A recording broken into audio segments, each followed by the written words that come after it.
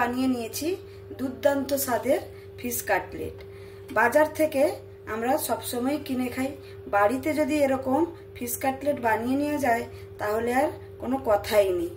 আমি কি করে ফিশ কাটলেটটা বাড়িতে বানালাম সেটা আপনাদের কাছে দেখার অনুরোধ রইল। তাহলে বন্ধুরা, সোমা কিচেনে সবাইকে স্বাগত। আজকে আমি ফিশ কাটলেটের রেসিপি নিয়ে চলে এসেছি। তবে চলুন দেখা যাক আমি কাটলেটগুলো কি করে বানাই। ফিশ কাটলেটের জন্য আমি এখানে পেঁয়াজ, রসুন, আদা, কাঁচা লঙ্কা সবগুলোকে সুন্দর করে কেটে নেব। একদম ছোট ছোট করে পিস করে কাটবো।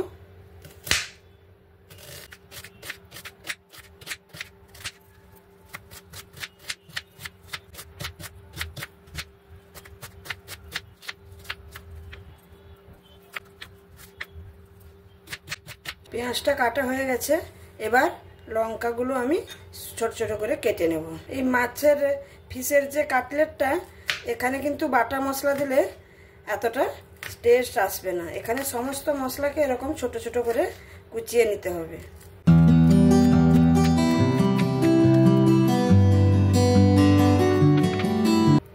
আদাগুলোকে এরকম সরু সরু করে কেটে তারপরে একসঙ্গে ধরে এরকম সুন্দর করে কুচিয়ে নিতে পারেন। নাহলে চপার যদি থাকে চপারের মধ্যে কুচিয়ে নিলেও হবে। আদাটাও কুচনো হয়ে গেল, রসুনটাকেও আমি সেরকম কুচিয়ে নেব। রসুনটাকে এরকম হাতে একটু ছুরিটা রেখে এরকম চাপ দিয়ে দিলেই রসুনটা সেদ্ধ হয়ে যাবে।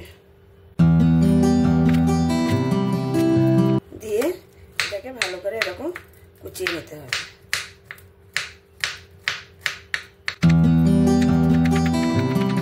ফিশ কাটলেট বানানোর জন্য আমি একটা কড়াই বসিয়ে নিয়েছি। কড়াইয়ের মধ্যে আমি হাফ কাপ পরিমাণে একটু জল দিয়ে দেব।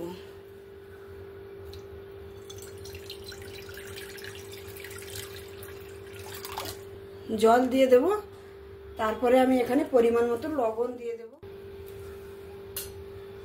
লবণটা দিয়ে এবার আমি মাছগুলোকে একটু সেদ্ধ করে নেব। এখানে আমি সামুদ্রিক মাছ নিয়েছি, আপনারা যে কোনো মাছ নিতে পারেন, রুই, কাতলা। অবশ্যই যেটা দেখে নিলে ভালো হয় যে মাছটা একটু কাঁটা কম, সেটা হলে কাটলেটটা বানানো আরও সোজা হয়ে যাবে।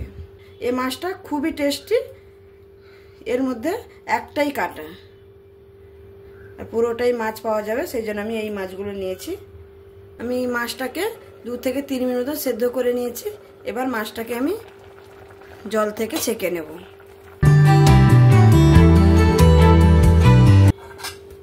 মাছটাকে একটু ঠান্ডা করে নিয়েছি। এবার আমি প্রত্যেকটা মাছ থেকে কাঁটাগুলো বেছে নেব, তার সঙ্গে তার স্কিনটাও বাদ দিয়ে দেব। দেখুন এই মাছটা কত সুন্দর, দেখুন একটাও কাঁটা নেই, কিন্তু শুধু মাঝখানে একটা কাঁটা। এরকম করে আমি সব মাছগুলোকে বেছে নেব।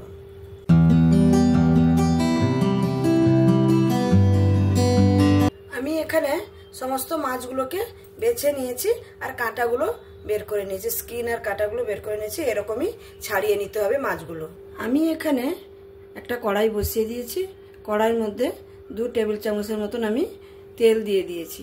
তেলটা আমার গরম হয়ে গেছে। এবার আমি যে আদা রসুন কুচি রেখেছি সেটা আমি প্রথমে দিয়ে দেব। ফিশ কাটলেট বা ফিশের চপের জন্য বাটা মশলার থেকে এই কুচিয়ে নেওয়া মশলাটাই ভালো লাগবে। আদা রসুন আর কাঁচা লঙ্কাটাকে আমি সুন্দর করে ভাজা ভাজা করে নিয়েছি। এবার আমি যে কুচনো পেঁয়াজ রেখেছি সেটা দিয়ে দেব। এখানে একটু আমি পরিমাণে বেশি পেঁয়াজ ইউজ করেছি। এই ফিশ কাটলেট বা ফিশ চপটা একটু পেঁয়াজ বেশি হলে খেতে ভালো লাগে। এখানে দেখুন আমার পেঁয়াজ, রসুন, আদা, কাঁচা লঙ্কা ভেজে নিয়েছি। এবার আমি যে মাছটা আমি কাটা ছাড়িয়ে রেখেছি সেটা এখানে দিয়ে দেব। মশলাটার সঙ্গে ভালো করে মিক্স করে নেব।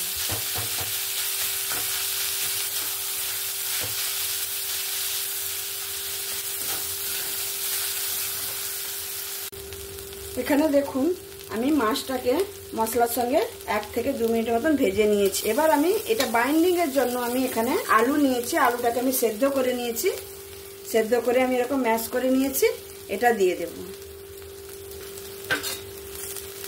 আপনারা যেরকম মাছ নেবেন, যতটা মাছের পরিমাণ থাকবে সেরকম করে আলুটা নিতে হবে, যাতে মাছটা সুন্দরভাবে একটা বাইন্ডিং তৈরি হয়।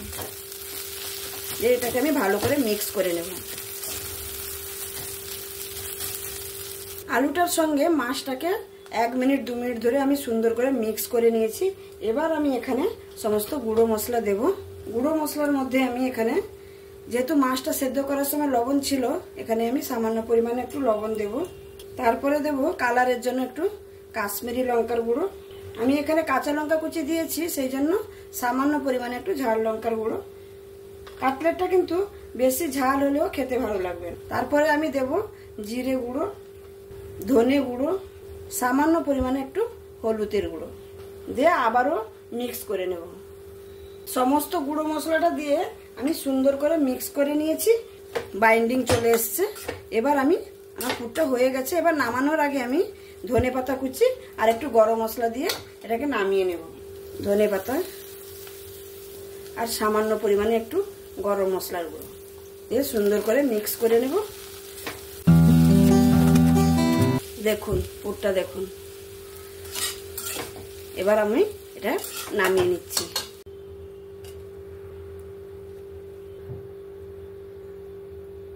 আমি এখানে কাটলেটের পুরটাকে একদম ঠান্ডা করে নিয়েছি। এবার এটাকে আমি একটু হাতে ম্যাশ করে নেব আর একটু। এবার ছোট ছোট হাতের মধ্যে নিয়ে এরকম ছোট ছোট গোল করে নেব। দেখুন এরকম একটা নিচে রেখে 2 সাইডে একটু চাপটা করে। আর এই কাটলেটটা কিন্তু আপনারা এরকম বানিয়ে নিয়ে একটা এয়ারটাইট কন্টেনারে রেখে 1 সপ্তাহের মতন খেতেও পারেন। এরকম বানিয়ে নিয়ে আমার একটা হয়ে গেল। এরকম করে আমি আরেকটা বানিয়ে দেখাচ্ছি।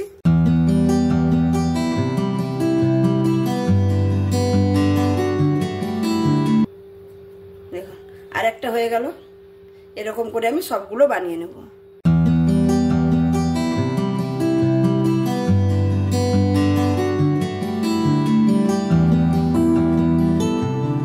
আমি এখানে সবগুলো কাটলেটের আকারে গড়ে নিয়েছিলাম।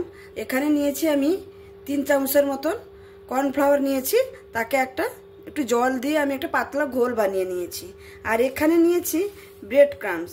ঘরে যে ব্রেড আছে সেই ব্রেডটাকে কড়াইতে নেড়ে সুন্দর করে গুঁড়ো করে নিয়েছি মিক্সার গ্রাইন্ডারে। এখানে ব্রেড ক্রাম্বসের ভেতরে আমি একটু সামান্য পরিমাণে একটু লবণ দিয়ে দিলাম।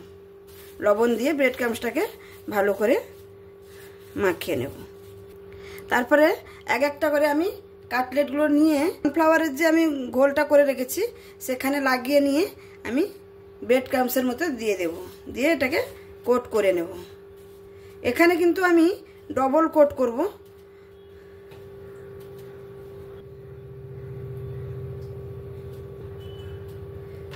আমি এরকম করে সবগুলো বানিয়ে নেব। আমি আবারও একটা দেখিয়ে দিচ্ছি আপনাদের সুবিধার জন্য।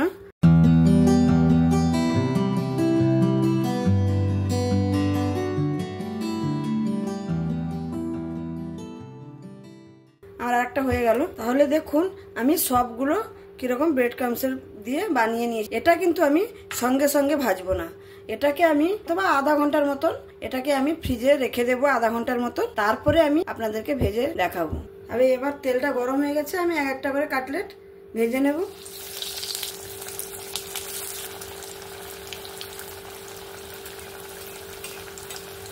এটা ফ্রিজে রেখে দেওয়ার জন্য ব্রেড ক্রাম্বসটা একদম সেট হয়ে গেছে।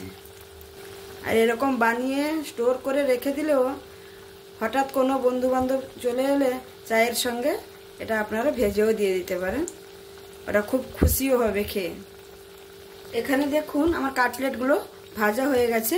আমি উল্টে পাল্টে করে লাল লাল করে একদম ভেজে নিয়েছি। এবার আমি তুলে নেব। একটা টিস্যু পেপারের মধ্যে আমি তুলে নিচ্ছি এরকম করে, যাতে এক্সট্রা তেলটা যে থাকবে সেটা টিস্যু পেপারটা টেনে নেবে। এরকম করে আমি সবগুলো ভেজে নেব।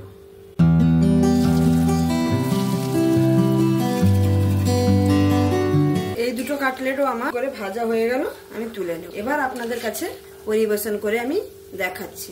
তাহলে বন্ধুরা, আমি ফিশ কাটলেটটা কি করে বানালাম, বা মাছের চপ যেটা আপনারা বলতে পারেন, আমি একটা কেটেও দেখুন ভেতরটা কত সুন্দর হয়েছে। তাহলে এরকম ফিশ কাটলেট যদি আমরা বাড়িতে বানিয়ে নিই, তাহলে বাজার থেকে কিনে খাওয়ার আর কোনো প্রয়োজনই নেই। আমার ফিশ কাটলেটের রেসিপিটা যদি আপনাদের কাছে ভালো লেগে থাকে, একবার বাড়িতে বানিয়ে চেষ্টা করে দেখতে পারেন। যদি ভালো হয় তাহলে অবশ্যই আমাকে কমেন্টের মাধ্যমে জানাবেন। কিন্তু আজকে আমি এখানে শেষ করছি। আবার অন্য কোনো রেসিপি নিয়ে, অন্য কোনো ভিডিও নিয়ে আবার অন্য কোনো দিন উপস্থিত হব। তো আজকের মতন সবাই ভালো থাকবেন, সুস্থ থাকবেন, সাবধানে থাকবেন। ধন্যবাদ।